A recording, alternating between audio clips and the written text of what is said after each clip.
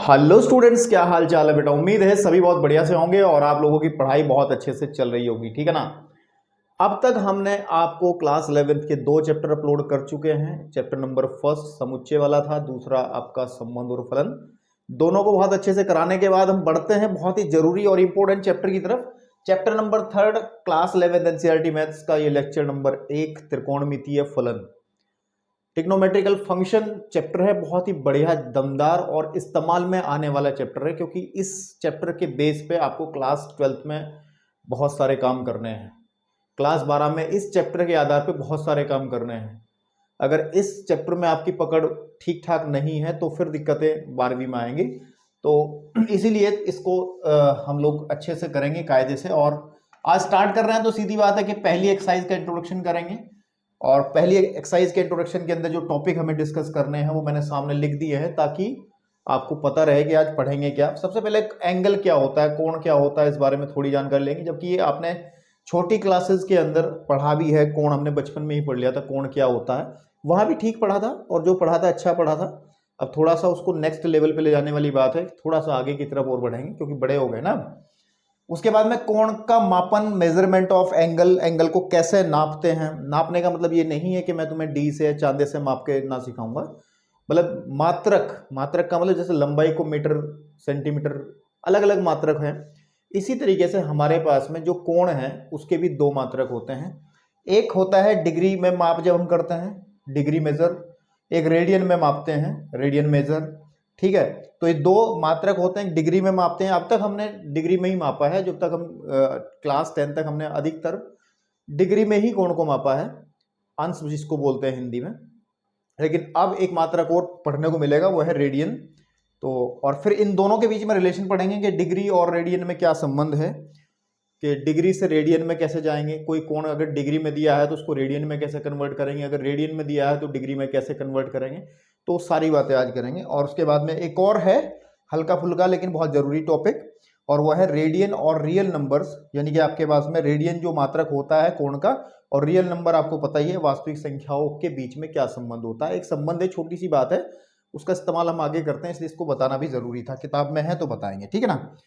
तो चलिए, इस चीज को पढ़ने से पहले थोड़ी सी बात हम क्लास 10th के बारे में करेंगे, क्योंकि क्लास 10th का जो ट्रिग्नोमेट्री थी, ठीक है ना, क्लास 10th की जो त्रिकोणमिति थी वो बहुत ही जरूरी हिस्सा है हमारे इस चैप्टर का। क्योंकि अगर आप वहां पर ठीक ठाक चीजें साथ में लेके नहीं आए हो इस वीडियो के अंदर, तो फिर आपको थोड़ी समस्याएं होंगी, क्योंकि चैप्टर का नाम है त्रिकोणमिति फलन। और हाँ, एक बात और, फलन वाले चैप्टर को भी, क्योंकि हमने इससे पहले वाला पढ़ा है, उसकी उसकी भी जानकारी आपको, फलन के संबंध में कुछ बेसिक चीजें जो होती हैं, डोमेन, कोडोमेन, है ना, रेंज, इस तरीके की चीजें आपको पता होनी चाहिए, ठीक है। तो अब चलिए थोड़ा रिकॉल करते हैं, क्लास 10th की तरफ ही बढ़ लेते हैं। क्लास 10th में क्या क्या सीखा था हमने, ठीक है ना। क्लास 10th में क्या क्या सीखा था एक बार फटाफट। सबसे पहले हमने वहां पे ट्रिग्नोमेट्रिकल रेशियो पढ़े थे, त्रिकोणमिति अनुपात पढ़े थे, है ना। त्रिकोणमितीय आपके पास में त्रिकोणमितीय अनुपात हम लोगों ने पढ़े थे वहां, ठीक है। अनुपात पढ़े थे, ट्रिग्नोमेट्रिकल रेशियो कहते हैं, है ना, ट्रिगोनो, ठीक है, नहीं मैट्रिक आपके पास में, मैट्रिक रेशियो, है ना, रेशियोज, ठीक है। ट्रिग्नोमेट्रिक रेशियोज कौन कौन से होते थे हमारे पास। सबसे पहले जैसे साइन थीटा होता था, देन कॉस थीटा होता था, है ना, टेन थीटा होता था, ठीक है ना। उसी तरीके से फिर हमारा कोट थीटा होता था, एक सेक थीटा होता था, एक कोसेक थीटा होता था, है ना। ये सब चीजें हम बहुत कायदे से पढ़ के आए हैं। और जिन बच्चों ने नहीं पढ़ी है और थोड़ा बहुत इसमें हल्का रखा है उन्होंने हाथ, तो उनको एक सलाह है, डिस्क्रिप्शन में मैंने ना क्लास 10th की ट्रिग्नोमेट्रिकल लिंक दे दिया है। वहां पे केवल एक्सरसाइज का इंट्रोडक्शन देख के आए, वो भी प्लेबैक स्पीड बढ़ा के देख ले, बहुत तेजी से देख करके, लेकिन एक बार देख करके जरूर आए, ठीक है ना। क्लास 10th का जो हमने करवाया था वो चैनल पर उपलब्ध है, और मैंने वो डिस्क्रिप्शन में उसका लिंक दिया है, तो वहां से फटाफट फास्ट फॉरवर्ड करके देख लो ना, स्पीड तेज करके देख लो, लेकिन इंट्रोडक्शन देख लो, एक्सरसाइज में ना घुसो, इंट्रोडक्शन देख लो। इंट्रोडक्शन हर एक एक्सरसाइज का इंट्रोडक्शन कराया गया है। तो ये हमारे ट्रिग्नोमेट्रिकल रेशियो थे, इनके लिए कुछ फॉर्मूले थे, और फॉर्मूले क्या थे, हम एक, सबसे पहली बात तो एक ट्रायंगल के बारे में बात करते थे। अगर हमारे पास में ये कोई 90 डिग्री आपके पास में कोण है, यानी कि समकोण त्रिभुज, इसको कहते थे हम समकोण त्रिभुज, राइट एंगल ट्रायंगल। तो इस समकोण त्रिभुज में 90 एंगल अगर ये है, अगर इस पॉइंट को मैं ए कह लूँ और बी कह लूँ, सी कह लूँ, तो बी को मैंने 90 अगर माना तो 90 के सामने वाली साइड को हम तुरंत कर्ण बोल देते थे। क्या कहते थे? कर्ण, हाइपरटेन्यू बोलते हैं अंग्रेजी में। और अगर हम इस कोण की बात कर रहे हैं, अगर इसको मैंने थीटा कहा है, तो थीटा के जस्ट सामने वाले को हम लंब कह देते, परपेंडिकुलर कह देते थे आपके पास में, ठीक है नहीं, आपके पास में। और जो तीसरी साइड है उसको हम लोग नीचे जो बची हुई है वो है आधार हो जाती थी।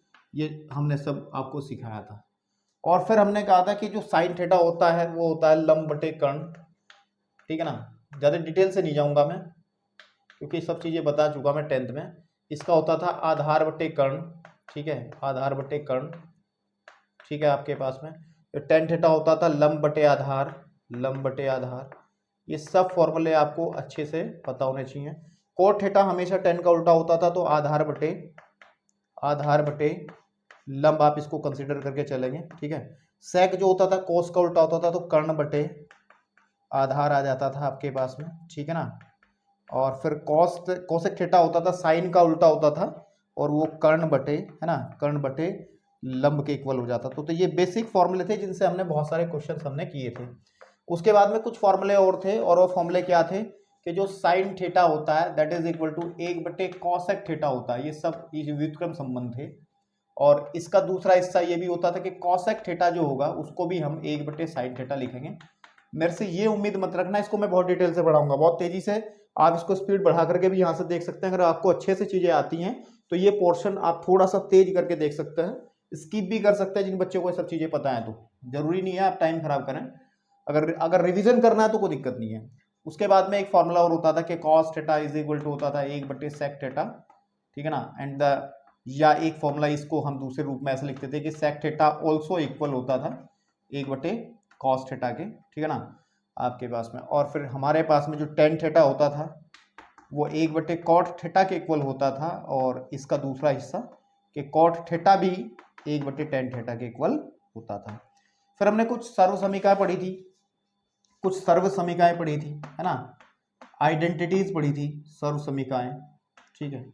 और वो आइडेंटिटीज क्या थी, जैसे कि हमारे पास सबसे पहली सर्व समीकरण थी जो कि cos square theta plus sine square theta always equal to 1 होता था। दूसरी होती थी आपके पास में कि 1 प्लस के tan square theta is equal होता था sec स्क्वायर थीटा के।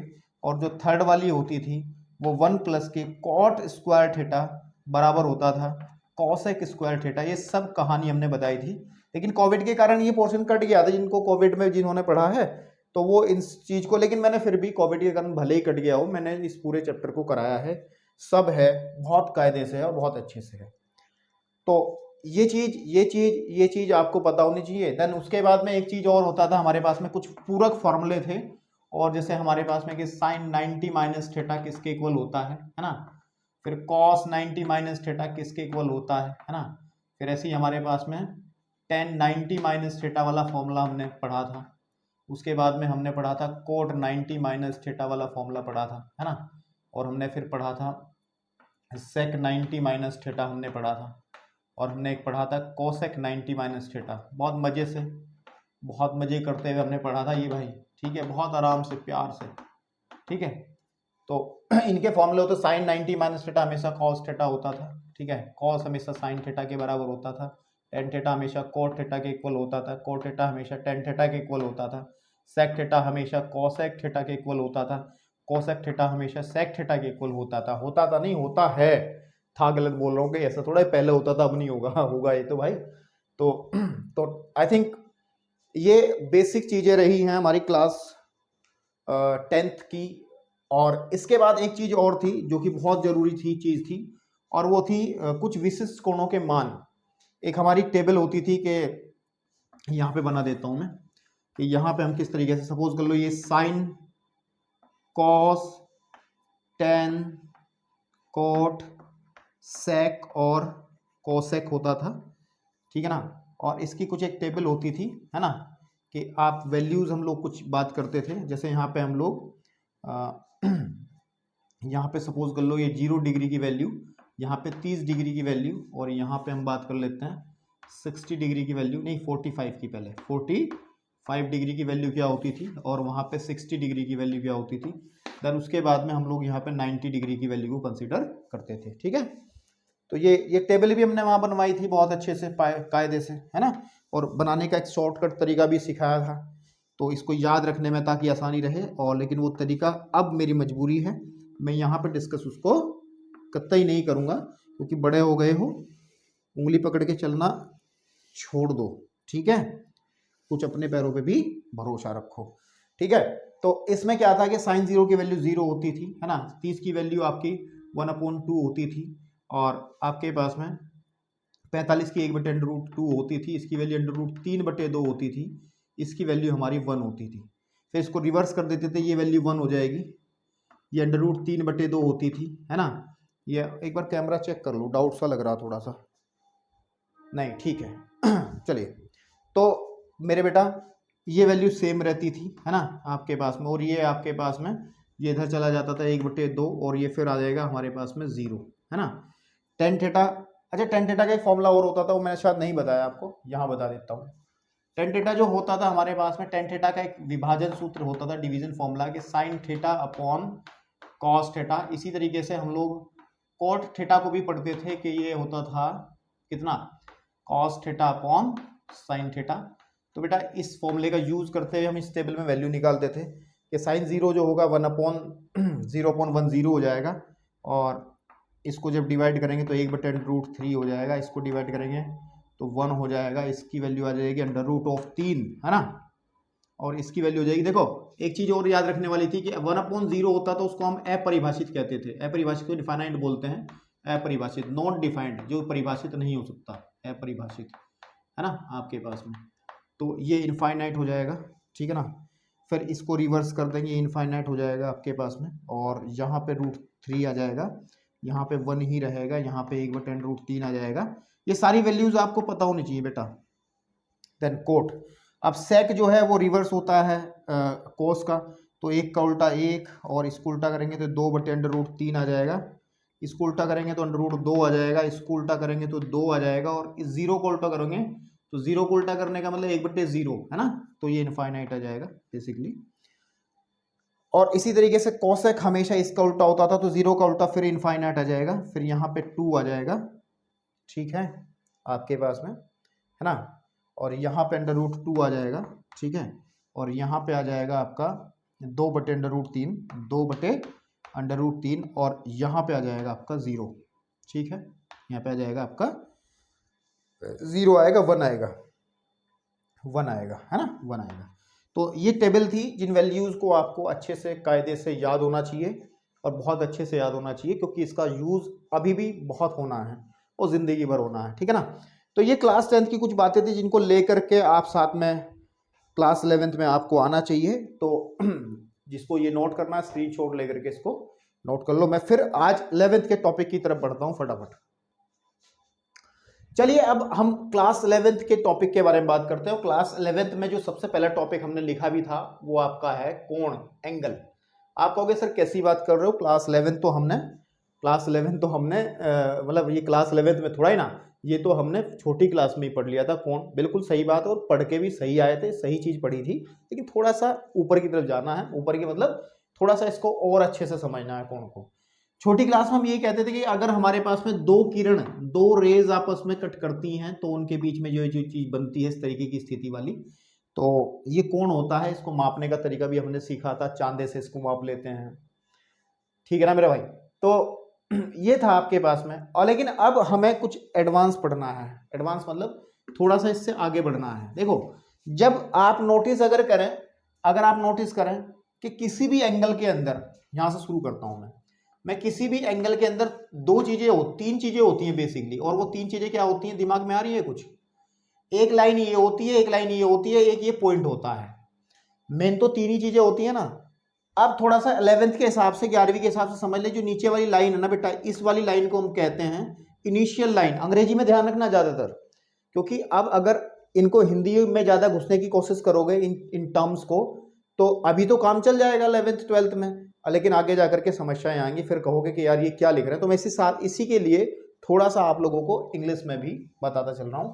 वैसे इसे हिंदी में प्रारंभिक रेखा कहते हैं, ठीक है, आपके पास में प्रारंभिक, है ना, प्रारंभिक भुजा, ठीक है, ये दो भुजाएं होती है ना, कोण की दो भुजाएं होती हैं, एक भुजा ये है, एक भुजा ये है, तो इसको कहते हैं प्रारंभिक भुजा आपके पास में।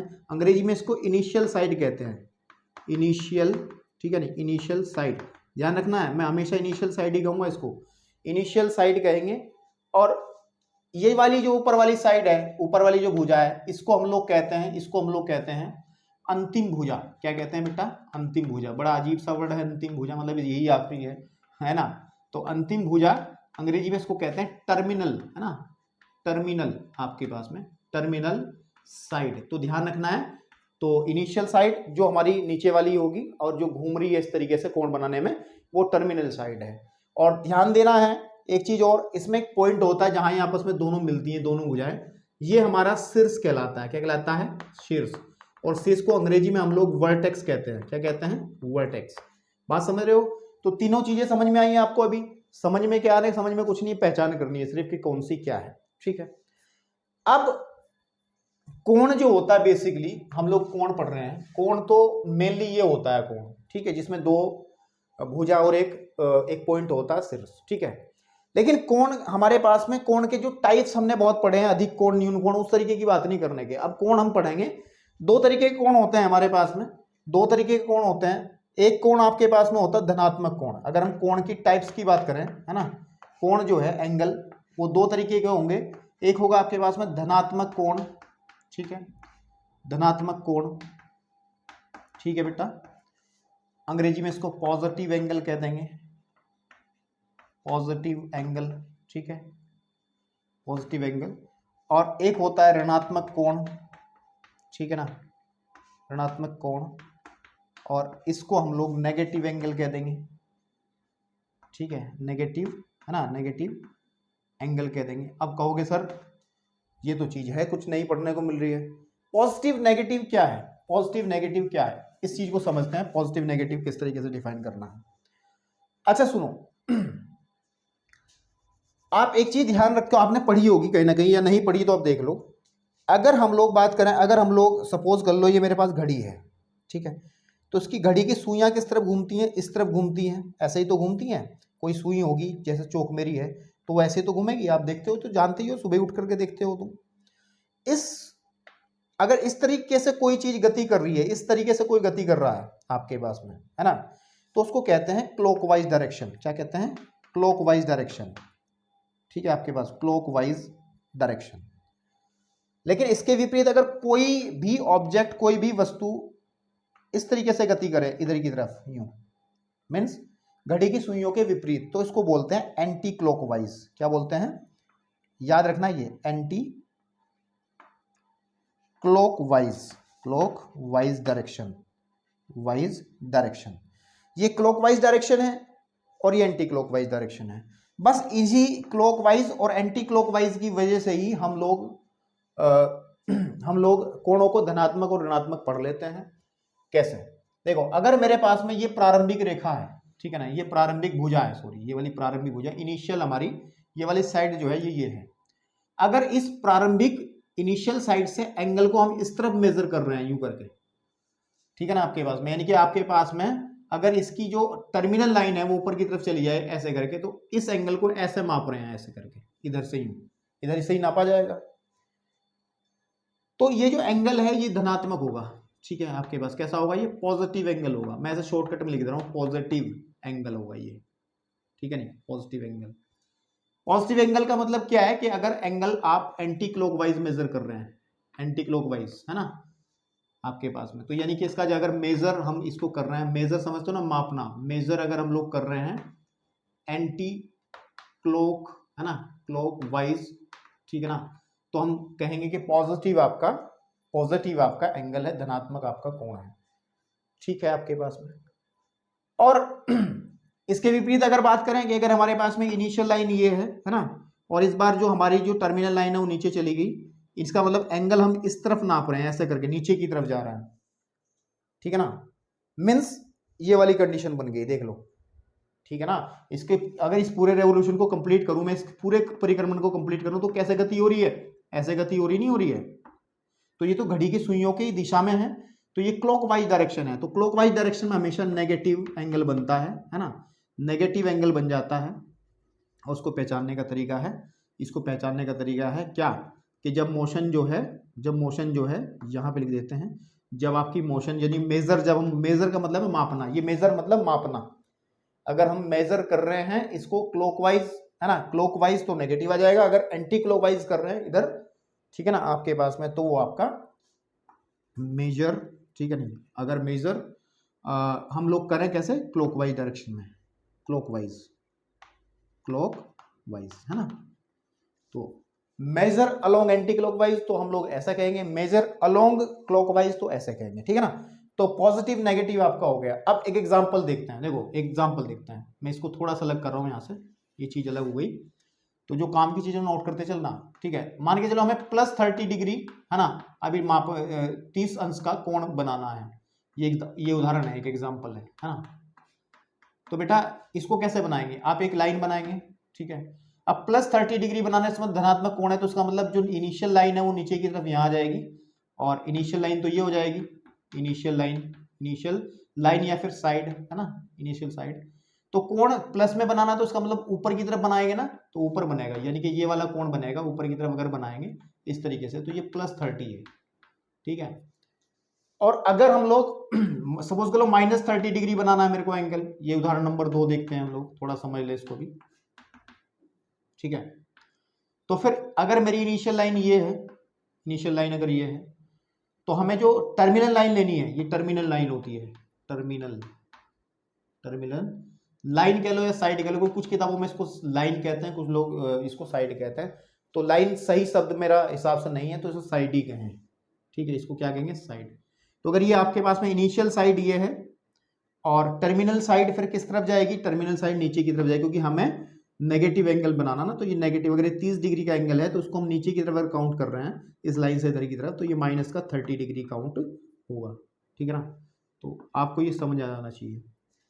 अब अगर हम कोऑर्डिनेट की, अगर हम उसकी बात करें, जैसे हम ये क्वाड्रेंट जो चतुर्थांश होते थे, आपको पता है कि यहां से यहां तक का एंगल, ये वाला एंगल, ये तो यहाँ 0 स्टार्ट होता है, तो ये 90 होगा, ये 90 कैसा होगा, ये प्लस का 90 होगा, क्योंकि हम लोग कैसे मेजर कर रहे हैं, इस तरफ ऊपर की तरफ करना है, यानी कि एंटी क्लॉकवाइज कर रहे हैं, इन दैट डायरेक्शन, ठीक है ना, नहीं इस वाली डायरेक्शन में।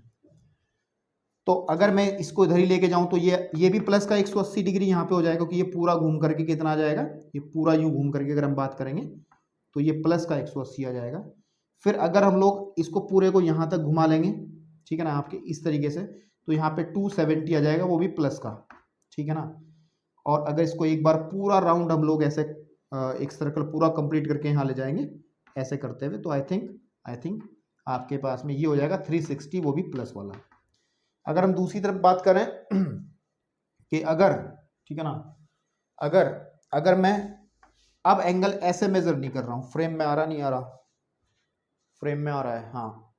अगर एंगल मैं, ये 0 डिग्री है, अगर मैं ऐसे मेजर करता हूं नीचे की तरफ, यानी कि यहां से यूं, तो फिर ये वाला बन जाएगा -90, समझ रहे हो नहीं, ये 90 बन जाएगा माइनस का। यहां पे आकर के जो एंगल बनेगा, ये पूरा इतना वाला एंगल, ये बन जाएगा -180, है ना आपके पास में। फिर ये जो एंगल बनेगा इधर से यूं करके, ये वाला यहाँ, तो ये बन जाएगा यहाँ पे बन जाएगा -270। और जब ये पूरा रेवोल्यूशन, एक पूरा परिक्रमण, रेवोल्यूशन मतलब परिक्रमण एक कंप्लीट हो जाएगा यहाँ, तो ये पूरा का पूरा आपके पास में, ठीक है ना, पूरा का पूरा ये आ जाएगा 360, लेकिन वो भी कैसा, माइनस वाला। तो आई थिंक आपको ये चीज क्लियर होगी, ये क्लियर हो गया होगा कि एंगल पॉजिटिव कब होता है, नेगेटिव कब होता है। इसका यूज जो है ना ट्रिग्नोमेट्री में बहुत है बेटा, जब आगे एक्सरसाइज के अंदर जाएंगे तो बहुत इस्तेमाल इसको हम लोग करेंगे। तो चलिए, तो वीडियो को पॉज करके नोट कर लो इसको पूरे को, फिर मैं आगे बढ़ता हूं और अगली टॉपिक की तरफ इसके हम चलते हैं कि कैसे कोणों को मापा जाता है। चलिए, अब हम लोग बात करते हैं कि कोण का मापन कैसे करते हैं, मेजरमेंट कैसे करते हैं। मेजरमेंट का मतलब है कि कोण को मापने का क्या तरीका। आप लोगों ने पहली छोटी क्लासेस के अंदर कोण को डिग्री में मापा होगा कि 60 डिग्री का, 30 डिग्री का। तो अब एक यूनिट और पढ़ेंगे, तो इसके मापने की 2 तरीके होते हैं मेजरमेंट ऑफ एंगल।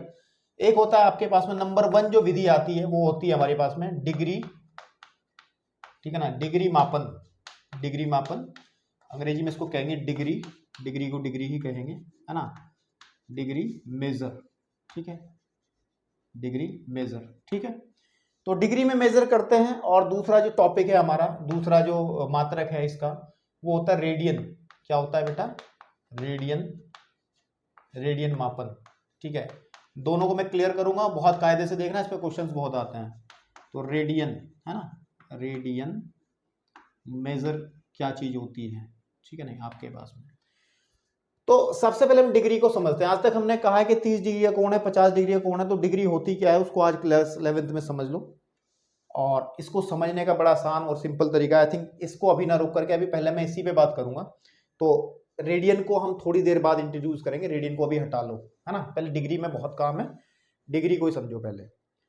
तो हम लोग बात करते हैं, सबसे पहले समझ लें कि एक डिग्री, डिग्री को लिखते कैसे थे, जैसे हमने लिखा कि 30 डिग्री, ऐसे हम एक बिंदी सी बना के लिखते थे ऐसे करके, 30 डिग्री, है ना। तो लिखना तो आपको आता ही है बचपन से। तो अब देखना कि एक डिग्री की परिभाषा देखेंगे हम, एक डिग्री क्या होता है। देखो सपोज कर लो मेरे पास में ये हमारी प्रारंभिक रेखा यानी कि इनिशियल लाइन है, ठीक है, इनिशियल लाइन है। और जो हमारी जो दूसरे वाली टर्मिनल लाइन है, ये वाली लाइन, टर्मिनल लाइन कह रहा हूं, बार बार मैं बहुत गलत बोल रहा हूं, ध्यान रखना, लाइन नहीं साइड कहेंगे इसको, ठीक है। आपके पास में टर्मिनल साइड जो है ये वाली, जब ये कंप्लीट रेवोल्यूशन करती है, कंप्लीट रेवोल्यूशन का मतलब एक पूरा परिक्रमण करती है, परिक्रमण हिंदी का शब्द है, रेवोल्यूशन का मतलब पूरा घूम जाती है, रोटेट होकर के पूरा एक चक्कर लगा लेती है, ठीक है ना। तो क्या बन जाता है, तो क्या बन जाता है बताएं, क्या बन जाता है? एक सर्कल बन जाता है इस तरीके से, ठीक है, ठीक है। अगर इसमें मैं यहाँ पे सेंटर ले लूं और ये जो लाइन थी जो अभी मैंने बनाई है, ये जो साइड है, ये तो हमारी क्या है, ये वाली साइड क्या है बताइए, कितना वाइट हो गया यार ये तो ये वाली जो साइड है ये हमारी प्रारंभिक यानी कि इनिशियल साइड है, और जो घूम रही है इस पे इस तरीके से करते हुए, वो पूरी की पूरी कितनी हो गई, वो आपकी टर्मिनल साइड है। आप कहोगे सर टर्मिनल साइड कहाँ है? टर्मिनल साइड पूरी घूम करके इसके ऊपर ही आ गई, समझे नहीं आप? जब हमने पूरा इसको घुमाया, भाई इसको पूरा घुमाया, मैं पेन से समझाने का प्रयास करता हूँ, ये थी वो टर्मिनल साइड, ये थी। तो जब इसको घुमाएंगे यूं करते करते, सर्कल तो जब ही बनेगा जब ये इसके ऊपर आ जाएगी, तो ये एक दूसरे के ऊपर आ गई।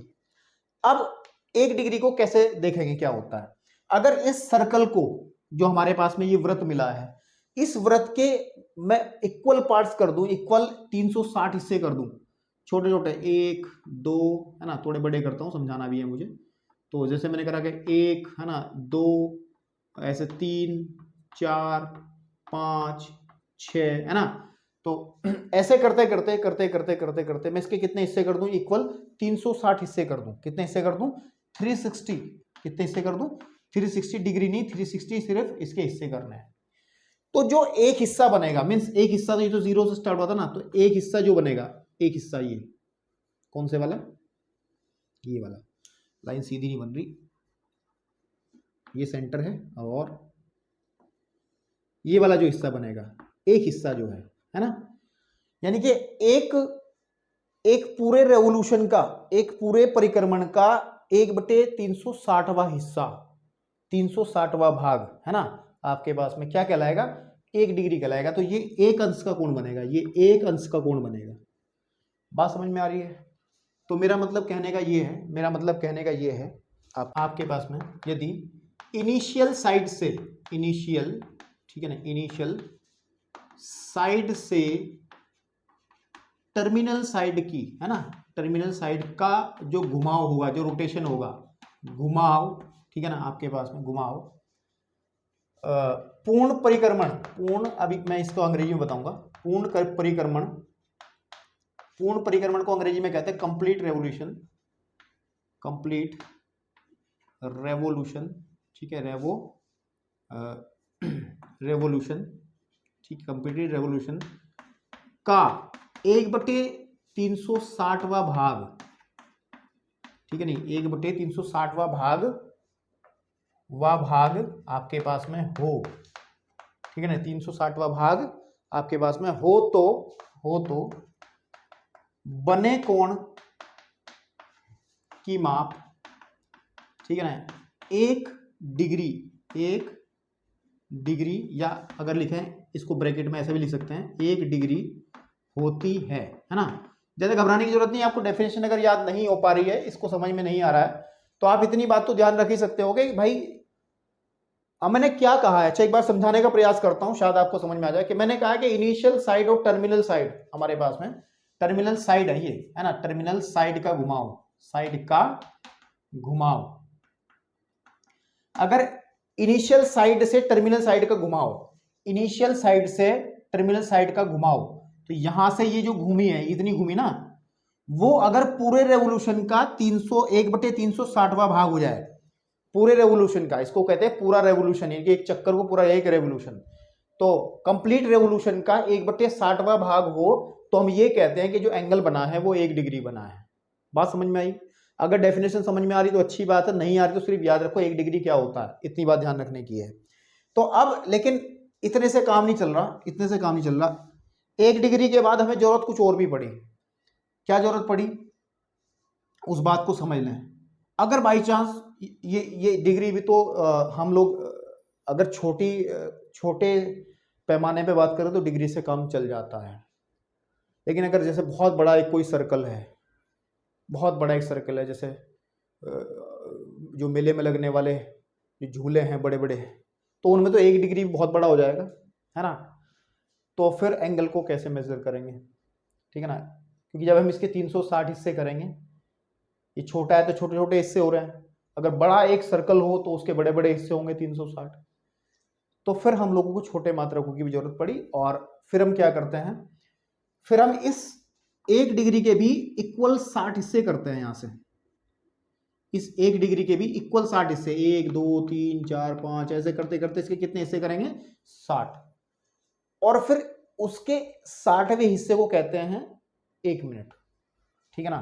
मतलब ध्यान दें कि जो 1 मिनट होगा आपके पास में, क्या होगा? 1 मिनट। कहने की बात यह है कि 1 डिग्री को 60 भागों में बांटने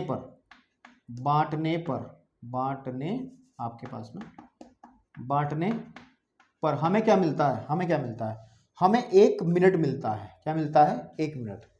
और 1 मिनट जो है आपके पास में वो कितना होता है, पहले आप देखो, जब हमने इसके 60 हिस्से करे ना, 1 डिग्री के जब हम 60 हिस्से करेंगे, 1 डिग्री के हम जब 60 हिस्से करेंगे, ये 1 डिग्री था, मैंने ये 1 डिग्री को भी, इसके भी छोटे छोटे 60 डिग्री, ये 1 डिग्री था और मैंने इसके भी छोटे छोटे 60 हिस्से कर दिए।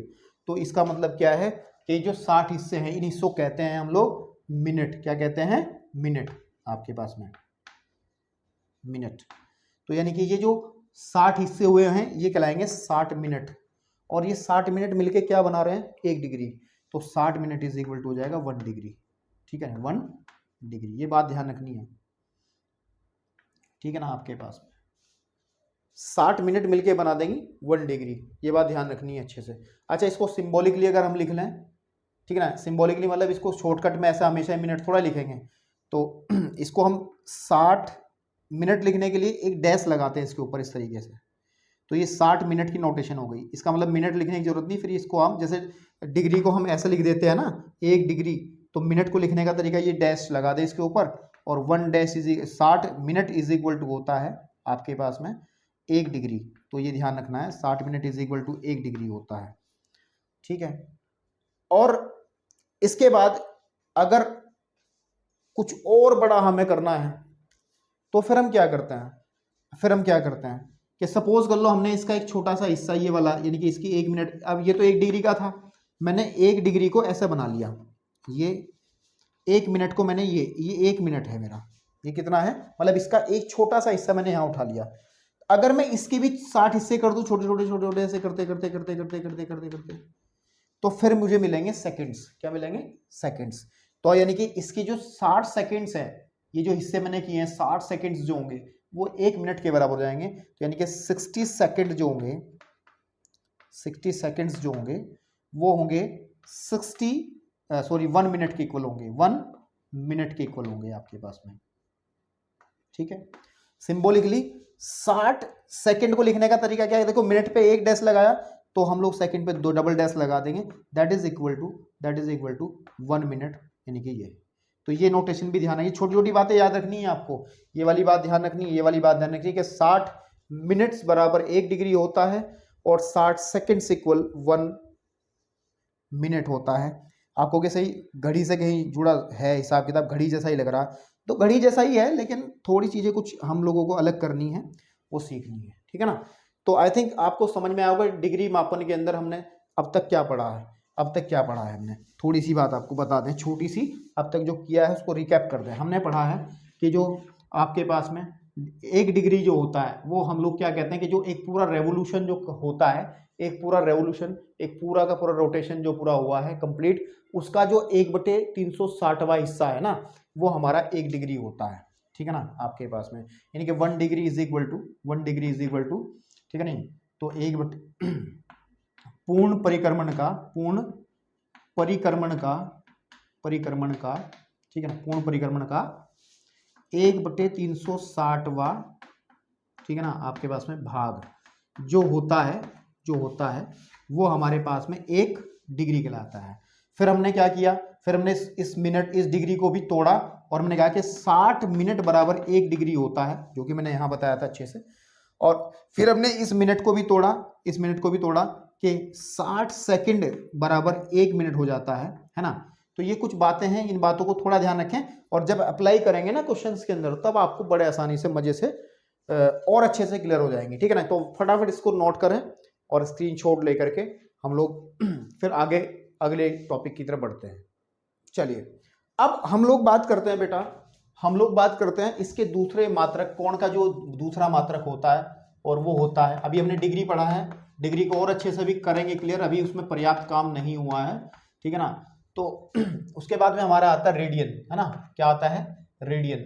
हिंदी में रेडियन ऐसे लिखा जाता है, सबको पता ही है, रेडियन, है ना आपके पास में। रेडियन मापन, रेडियन से कैसे मापते हैं, रेडियन क्या है, आपके लिए सबसे पहली बार इंट्रोड्यूस हुई है चीज, इसको अंग्रेजी में रेडियन ही कहते हैं, तो अंग्रेजी में ही हम आज के बाद लिखेंगे इसे, रेडियन मेजर, ठीक है आपके पास में, रेडियन मेजर, ठीक है।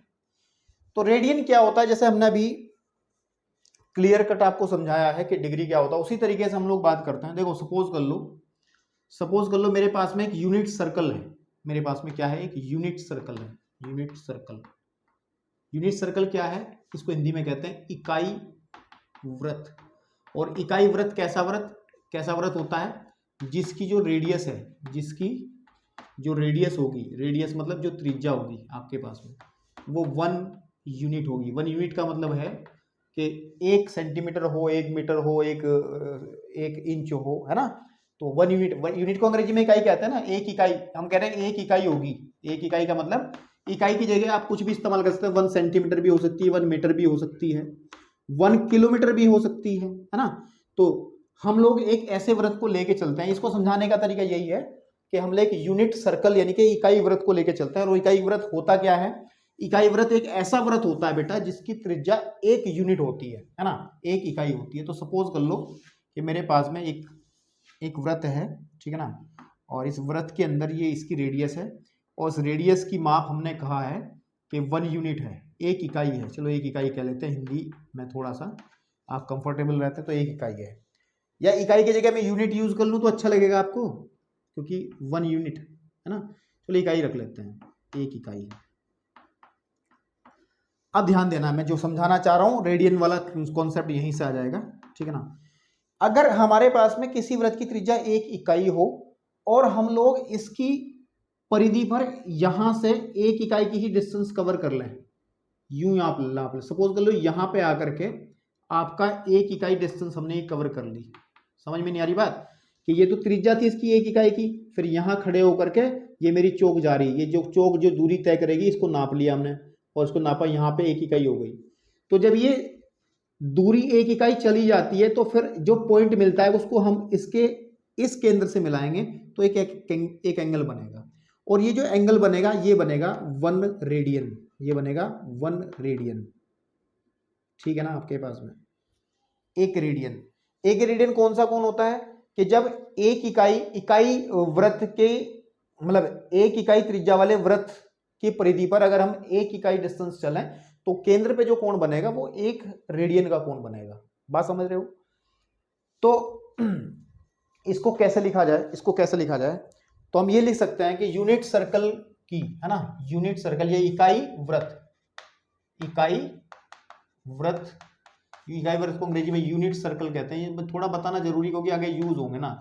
यूनिट सर्कल, ठीक है ना, यूनिट सर्कल की आपके पास में यूनिट सर्कल की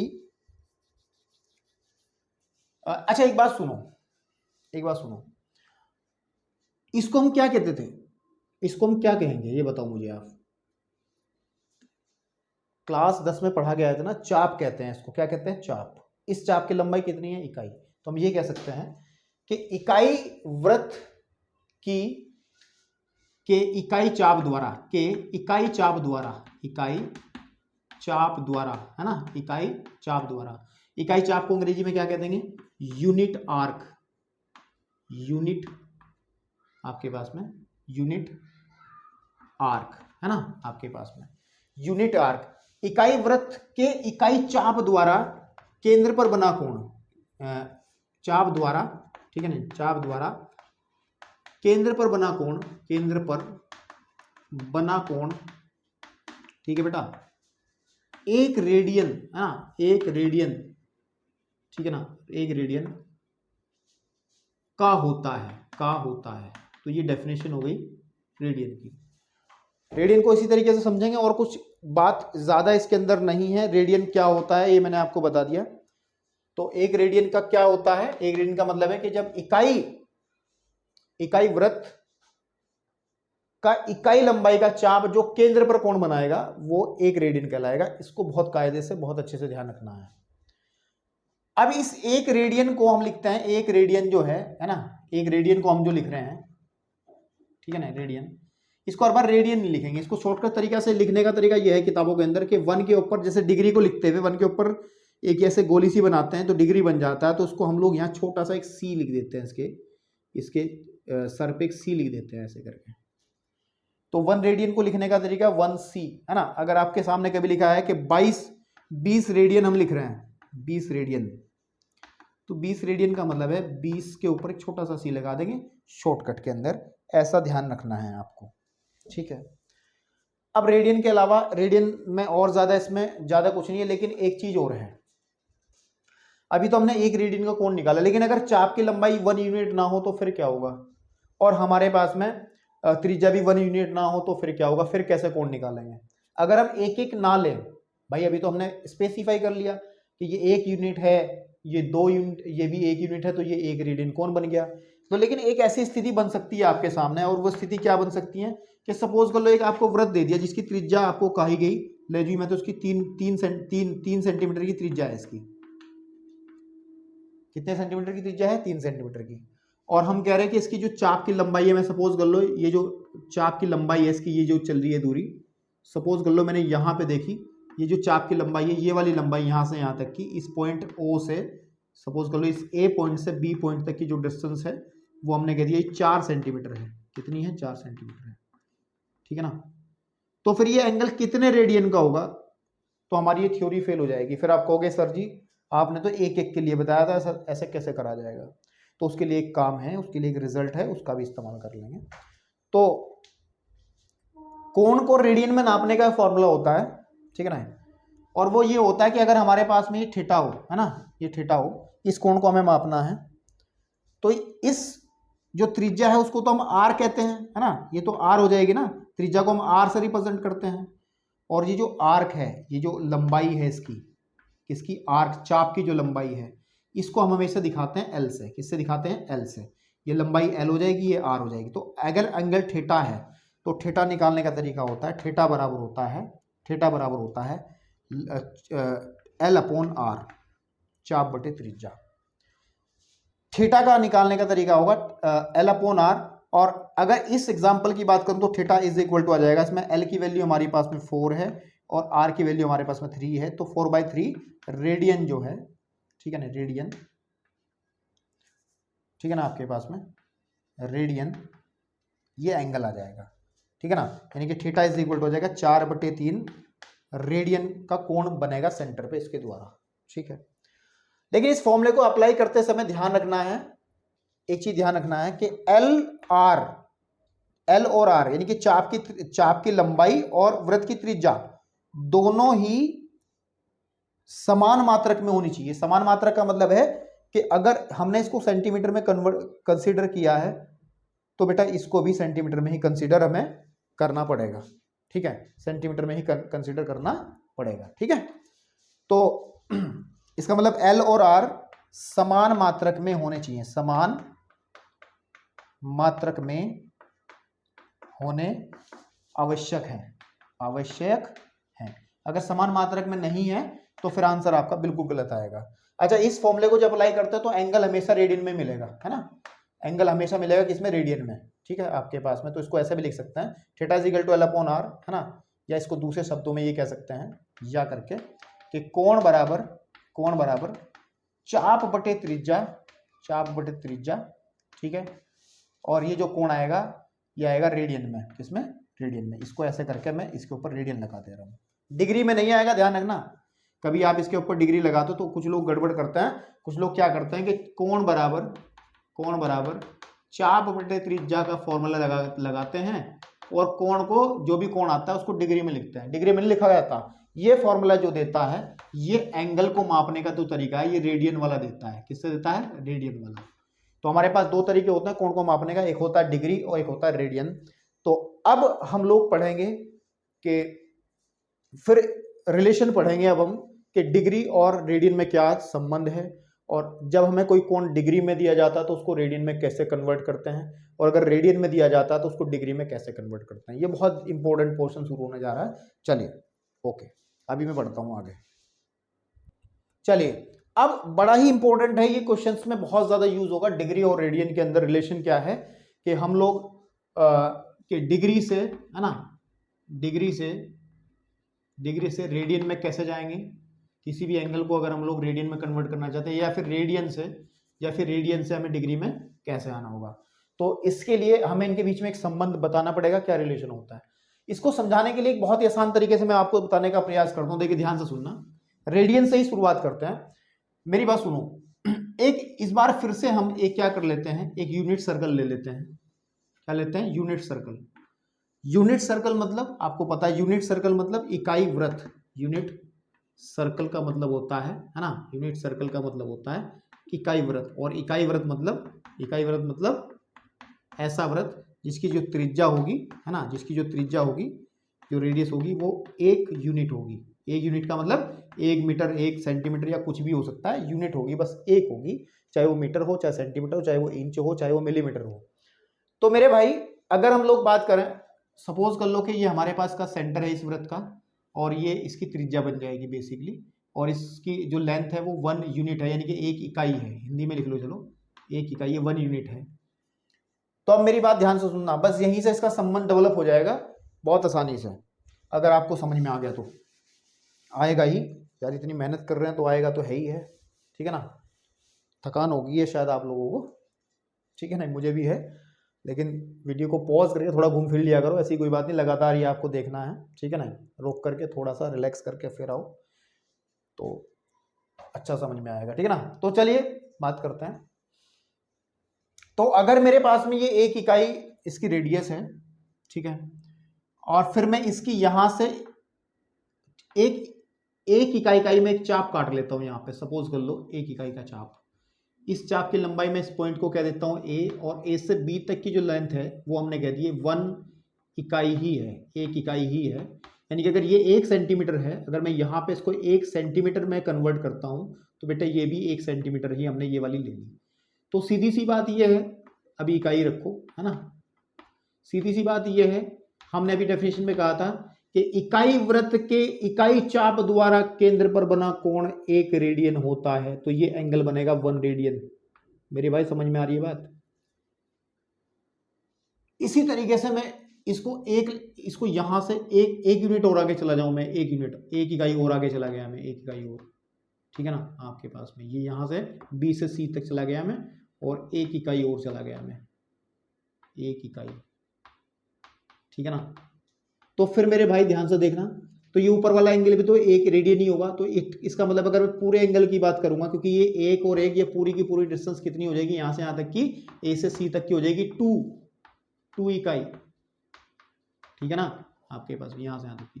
तो ये एंगल कितना बन जाएगा, ये एंगल बन जाएगा 2, ये पूरा एंगल 2 रेडियन का। ऐसे ही फिर मैं अगर इसको 1 यूनिट और आगे बढ़ा लूं तो एंगल बन जाएगा 3 रेडियन का।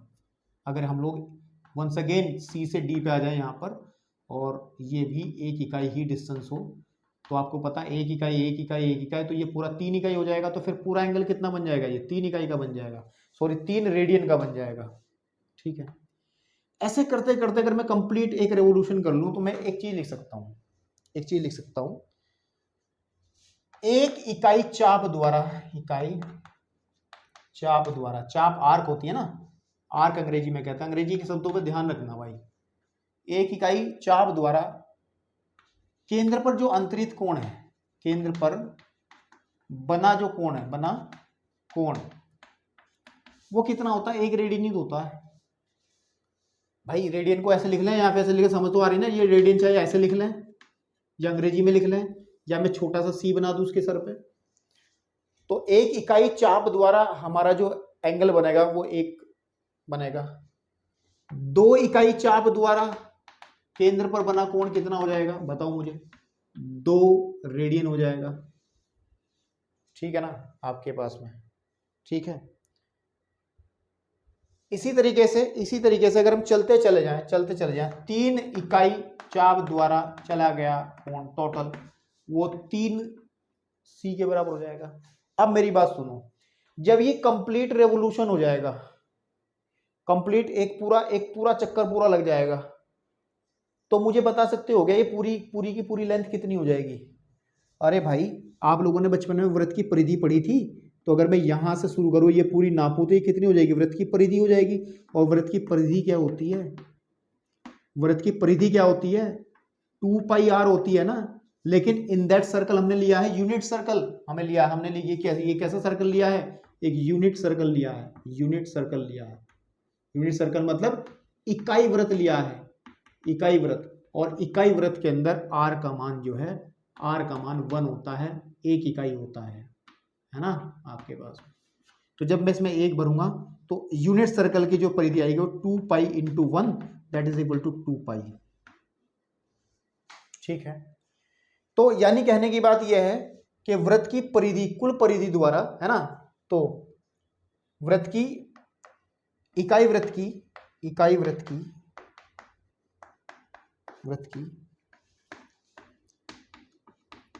परिधि द्वारा, ठीक है ना, परिधि द्वारा केंद्र पर जो अंतरित कोण है, केंद्र पर बना जो कोण होगा, बना कोण जो होगा बेटा, वो कितना हो जाएगा, वो कितना हो जाएगा आपके पास में, वो कितना हो जाएगा?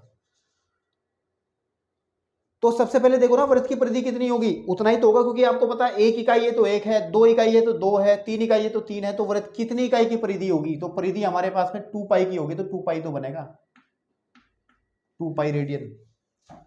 मतलब समझे नहीं आप भाई, परिधि की लंबाई कितनी, मैं कहूं इकाई वृत्त की परिधि कितनी होगी, परिधि होगी 2 पाई, है ना, से, है ना, केंद्र पर बना कोण इतना होगा। मेरी भाई समझ में आ रही बात? लेकिन अगर हम डिग्री वाले पैमाने पे चले जाएं, अब बात आ गई डिग्री वाले पे, अब तक रेडियन की बात चल रही थी, अब अगर हम डिग्री, क्योंकि डिग्री को तो लाना ही पड़ेगा ना, जब इनके बीच में संबंध दिखाना है, डिग्री और हमें रेडियन के बीच में जो संबंध दिखाना है, तो अब डिग्री को लाना पड़ेगा। तो अगर हम बात करें कि किसी सर्कल के केंद्र पे जो कोण बनता, कितना बनता, 360 डिग्री बनता है। ये तो आपने बचपन से पढ़ा है, रेडियन तो अभी नई नई चीज है, लेकिन 360 डिग्री बनता है ना।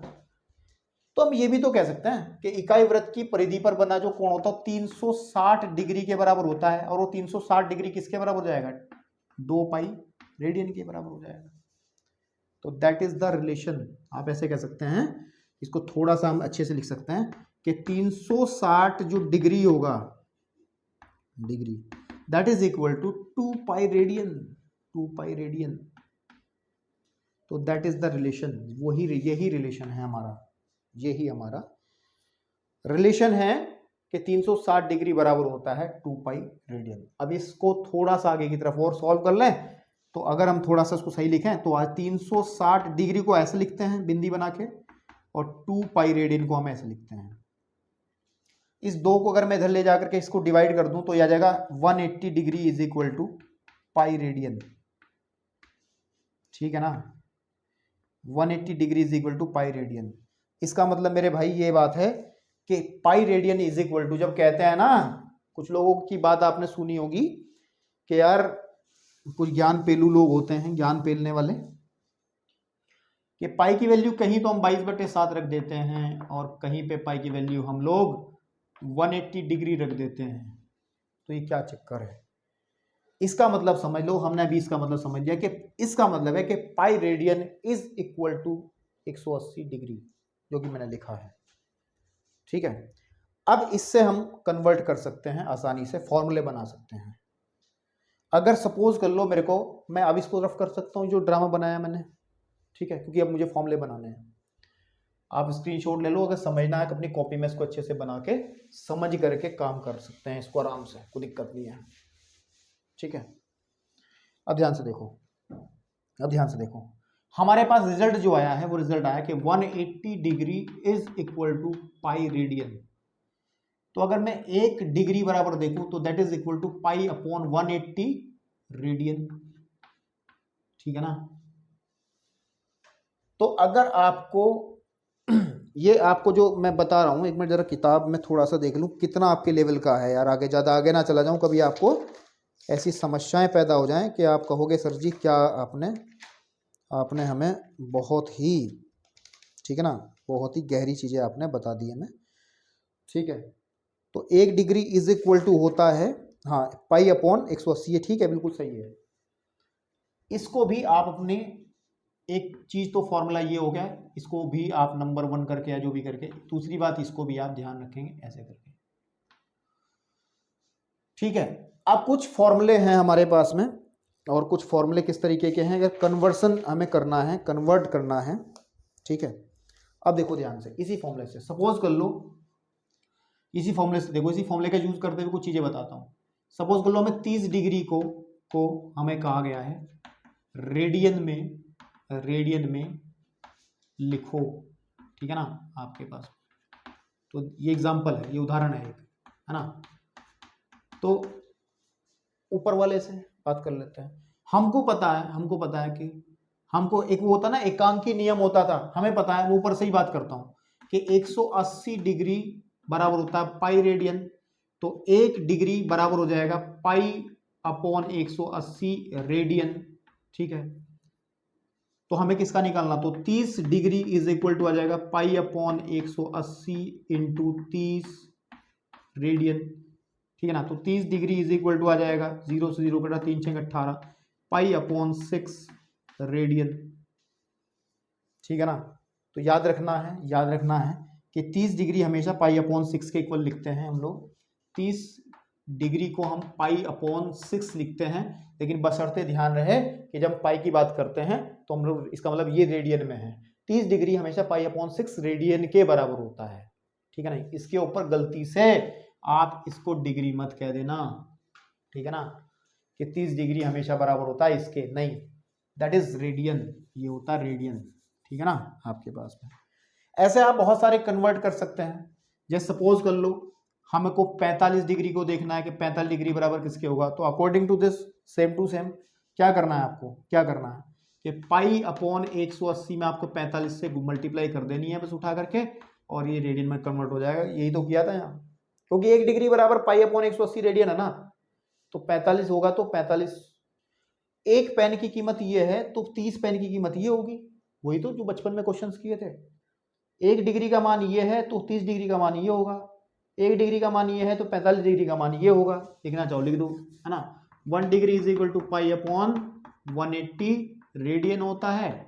ठीक है ना, तो इसी तरह 45 डिग्री इक्वल टू हो जाएगा 1 अपॉन पाई अपॉन ये इंटू 45, ये कटेगा 4 टाइम्स, रेडियन में चल रही है बात, है ना। तो 45 इज इक्वल टू आ जाएगा आपके पास में पाई अपॉन 4 रेडियन। ठीक है ना, तो ये बातें ध्यान रखनी है, आपकी किताबों में बहुत है। ठीक है ना, आपके पास में।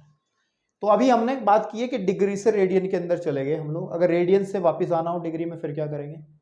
ठीक है ना, तो उसके लिए बताते हैं, इसको जरा फटाफट नोट करो, और मैं इसको रफ कर रहा हूँ इधर की तरफ, तो उसको आप फटाफट जो है स्क्रीनशॉट लेकर नोट करो। बड़ी इंपॉर्टेंट चीजें हैं ये आसान चीजें हैं लेकिन इंपॉर्टेंट है, इनका यूज भी बहुत होना है आपकी ट्रिग्नोमेट्री वाले चैप्टर के अंदर।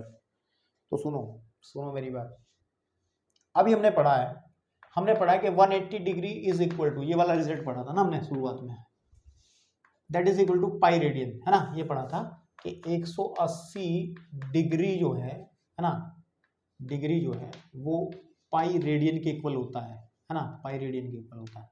इसको रिवर्स कर लो, मतलब देखो सुनो मेरी बात, जिसको बदलना है, ठीक है ना, जिसको बदलना है उसको हमेशा आप लेफ्ट हैंड साइड पर रखेंगे। जैसा मैं डिग्री को बदलना था तो हमने डिग्री को लेफ्ट हैंड साइड पर रखा, रेडियन को राइट हैंड साइड पर रखा। वो सीधी बात है कि रेडियन में निकालना तो आंसर तो राइट हैंड साइड में लिखेंगे ना, तो जिसको बदलना है। अब हम इसको उल्टा कर लेते हैं, इस पाई रेडियन को मैं यहाँ लिख लेता हूँ, पाई रेडियन जो रहेगा, ठीक है ना, रेडियन जो रहेगा that is equal to 180 degree, 180 degree, समझ रहे, या फिर pi radian is equal to होगा 180 डिग्री, है ना। तो एक रेडियन किसके बराबर हो जाएगा, 180 अपॉन पाई डिग्री, है ना आपके पास में। तो ये एक रिजल्ट हो गया, ऑलवेज रिमेंबर, जैसे ये था ऐसे ही हो गया। तो अब एक क्वेश्चन करते हैं, हमने कहा पाई को, ऐसा कहो कि हमें कहा 2 पाई बाई 3 रेडियन को, है ना, रेडियन को डिग्री में कन्वर्ट करो, डिग्री में बताओ क्या होगा। ये एग्जाम्पल है ना आपके पास में, तो एग्जाम्पल है, ये उदाहरण है। तो आपको पता है कि 1 रेडियन इज इक्वल टू होता है 180 अपॉन पाई डिग्री के बराबर होता है, डिग्री के बराबर होता है, ऐसे लिख लें। तो सीधी बात है कि 2 पाई अपॉन 3 रेडियन जो है दैट इज इक्वल टू 180 बटे पाई गुणे ये वाली संख्या 2 पाई बाई 3 डिग्री में कन्वर्ट हो जाएगा, और ये आ जाएगा आपके पास में 60 बाहर कट जाएगा, पाई से पाई कट जाएगा, तो कहने के बाद 60 दूनी 120 डिग्री, ठीक है। यानी कि 2 पाई बाई 3 कभी लिखा दिख जाए आपको रेडियन के अंदर, उसका मतलब होता है 120 डिग्री। अभी चीज़ें थोड़ी सी कम समझ में आ सकती है, मुझे लगता है ऐसा हो सकता है, क्योंकि मेरे साथ भी होता था, लेकिन जब एक्सरसाइज के क्वेश्चंस कर लेंगे, कुछ एग्जांपल्स कर लेंगे, तब आपको ठीक ठाक लगने लगेगा, कोई दिक्कत वाली बात नहीं है। तो आई थिंक आपने ये चीज़ें सीख ली, और आपकी एनसीईआरटी के अंदर एक टेबल सी भी बना के दी है इन्होंने, मैं दिखा भी दूँ आपको, पेज नंबर जो है ये वाली टेबल देखो, ये वाली टेबल, इस वाली टेबल को थोड़ा समझ के कन्वर्जन देखना कि डिग्री से रेडियन, रेडियन से डिग्री में कैसे कन्वर्ट किया जाता है। अब मुझे लगता है तो अब इसमें एक टॉपिक और बचता है, और वो है वास्तविक संख्याओं में और रेडियन में क्या संबंध होता है, ठीक है। उसमें ज़्यादा डिटेल में नहीं जाना है, वो क्या कहना चाह रहा है उसको मैं बता देता हूँ, एक लाइन में बता दूंगा, क्योंकि ज़्यादा एक्सपेरिमेंट करने की जरूरत नहीं उसके साथ, ठीक है, कि वो है रेडियन तथा, ठीक है, तथा जो रियल नंबर होते हैं, यानी कि वास्तु संख्या है, रियल नंबर्स, है ना, नंबर में संबंध क्या होता है। इस संबंध को दिखाने के लिए आपकी किताबों में ना एक एक्सपेरिमेंट दिया है, आपको समझ आए बढ़िया, नहीं तो एक लाइन मेरी याद रख लेना। उसने क्या किया कि सर्कल ले लिया एक इस तरीके से, ठीक है, और एक यूनिट सर्कल ही लिया है। कैसे सर्कल लिया है, यूनिट सर्कल, ठीक है। और यूनिट सर्कल का मतलब ये जो त्रिज्या है उसकी 1 यूनिट की है, 1 इकाई की है, और इससे लगता हुआ यहाँ पर एक ऐसा फीता टाइप कुछ लगा दिया, फीता होता ना नापने वाला, इस तरीके से। इसके यहाँ पे सेंटर में बिल्कुल 0 रहेगा, ऊपर की तरफ सपोज कर लो यहाँ पे 1 आ जाएगा, और यहाँ पे ऊपर 2 आ जाएगा, ऐसे ही आपके पास में 3 आ जाएगा, दैट इज इक्वल टू नीचे -1 आ जाएगा, -2 आ जाएगा, और -3 आ जाएगा।